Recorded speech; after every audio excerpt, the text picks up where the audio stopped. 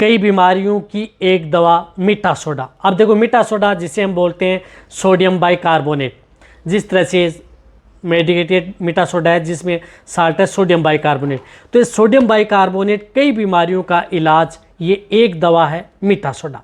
आज की वीडियो के अंदर मैं शॉर्ट में बताऊंगा कि आप मीठा सोडा किस तरह की डिजीज़ में आप इसका उपयोग कर सकते हैं, किस तरह की स्थिति में आप इसे बचा सकते हैं, किस तरीके से आपको देना चाहिए। चैनल पर नए हैं सब्सक्राइब, साथ में बेल आइकन, दोस्तों के साथ शेयर जरूर करें। इस चैनल पर भी बहुत ही शॉर्ट में सही जानकारी के साथ वीडियो दी जाती है। देखो मीठा सोडा वैसे पशु के लिए एक रामबाण है। आज की वीडियो के अंदर मैं सिर्फ आप इसको फ़ायदे बता रहा हूँ कि क्या क्या फ़ायदे हैं। यदि आप अपने पशु को जिस प्रकार से यदि खाना पीना कम कर रहा है, जुगाली कम कर रहा है, इंडाइजेशन से संबंधित दिक्कत है, पाचन से संबंधित यदि दिक्कत है, तो उस तरह के केस के अंदर आप अपने पशु को मीठा सोडा दे सकते हैं। पशुओं में बहुत अच्छा रिजल्ट देखने को मिलता है। कितनी डोज देनी चाहिए वह भी आपको मैं बताऊंगा। इसी के साथ साथ यदि आप अपने पशु को, जैसे दूध देने वाले पशु हैं, ज़्यादा दूध देने वाली गाय भैंस है, उन्हें हम क्या करते हैं कि बांट या दाना मिश्रण है वह ज़्यादा देते हैं। तो उस स्थिति में यदि आप बांट या दाना मिश्रण या उसे खुराक ज़्यादा देते हैं, तो उस स्थिति में उनके साथ आप मीठा सोडा मिक्स करके आप अपने पशु को ज़रूर दें। यदि आप अपने पशु को बीमार होने से बचाना चाहते हैं, दूध की मात्रा अच्छी लेना चाहते हैं, साथ साथ में आप इससे मीठा सोडा से दूध की मात्रा भी बढ़ा सकते हैं। यदि साथ में देंगे तो साथ में फैट की मात्रा भी आप अपने पशु में बढ़ा सकते हैं। कहने का मतलब कि फैट की मात्रा भी बढ़ेगी। तो जो बांट या दाना मिश्रण ज़्यादा दे रहे हैं, तो उस स्थिति में आप उन्हें मीठा सोडा आप अपने पशु को ज़रूर देना चाहिए। सबसे बेस्ट और बेटर रिजल्ट देखने को मिलता है। या यदि आप अपने पशु को अनाज ज़्यादा दे दिया, आपने पता लग गया कि आपका पशु को अनाज ज़्यादा दे दिया है, तो उस स्थिति में पशु में जिस प्रकार से पेट में अफारा सा आ गया, पानी सा भर गया, रूमन की पीएच डाउन हो गई, तो उस तरह के केस के अंदर मीठा सोडा दिया जाता है। यानी पशु में रूमन की पीएच कम होना, डाउन हो जाना या मुंह से लार आना, इस तरह के केस देखने को मिलते हैं, या फूड पॉइजनिंग की सी दिक्कत देखने को मिलती है, तो वहाँ पर आप मीठा सोडा यदि आपके पास घर पर है तो आप अपने पशुओं को दे दें और इस तरह की बीमारियों से आप अपने पशु को बचा सकते हैं। वैसे मीठा सोडा आपके पशुओं के लिए एक रामबाण है। कई तरह के रोग हैं उनसे भी आपके पशु को बचाता है।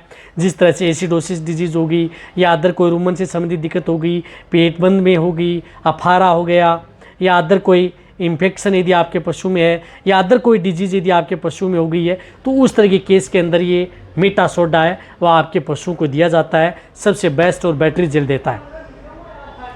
अब देखो मीठा सोडा यदि आप अपने पशु को कंटिन्यूटी दे रहे हैं, तो 20 ग्राम आप अपने पशुओं को कंटिन्यूटी दे सकते हैं, जो भी यदि बांट या दाना मिश्रण दे रहा है उसमें। या यदि आप अपने पशु को समय समय पर 2 दिन 4 दिन या सप्ताह में 2 से 3 बार दें, तो उस स्थिति में 50 ग्राम जैसे आज दे दिया, सप्ताह में 3 बार दे सकते हैं। कहने का मतलब है कि 7 दिन में आप 50 ग्राम आज दे दिया, 2 दिन छोड़ दिया, फिर 50 ग्राम दे दिया, 2 दिन छोड़ दिया, फिर 50 ग्राम दे दिया। इससे क्या होता है कि आपके पशु की रूमन की पीएच है वो मेंटेन भी रहती है, पशु में किसी भी तरह की कोई दिक्कत भी नहीं देखने को मिलती, इंडाइजेशन से संबंधित कोई दिक्कत नहीं देखने को, मेटाबॉलिक डिजीज़ है वह भी देखने को नहीं मिलती है। साथ में पशु में कई तरह के रोग हैं उनसे भी आप अपने पशु को बचा सकते हैं। तो इस तरीके से आप अपने पशु को मीठा सोडा दिया जा सकता है। या यदि पशु की रूमन की पीएच बहुत डाउन हो गई है, तो उस तरह के केस के अंदर आप उसे 100 ग्राम से लेकर के 150 ग्राम भी पशु को एक साथ दिया जाता है। देना कैसे है, जो भी यदि आप पशु को दाना मिश्रण दे रहे हैं, तुरंत आप अपने, क्योंकि ये रूमन बफर का काम करता है, तो तुरंत आप मिलाएं और तुरंत आप अपने पशु को खिला दें। ऐसा नहीं है कि आप इसे भिगो करके रखना है। यदि आप इसे लंबे समय तक यदि भिगो करके रखेंगे कोई भी बांट या दाना मिश्रण में, तो इसका कोई रिजल्ट आपके पशु में देखने को नहीं मिलेगा।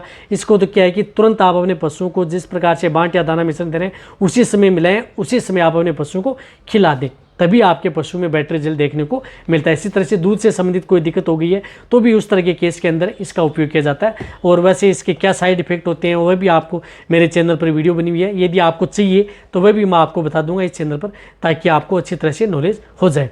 वैसे सभी तरह के पशुओं, चाहे प्रेग्नेंट हो, नॉन हो, सभी तरह के पशुओं के लिए सेफ रहता है। तो ये वीडियो जितना हो सकता है पशुपालक है उनके साथ शेयर करें। इसी तरह से वीडियो देखते रहें। थैंक्स, धन्यवाद।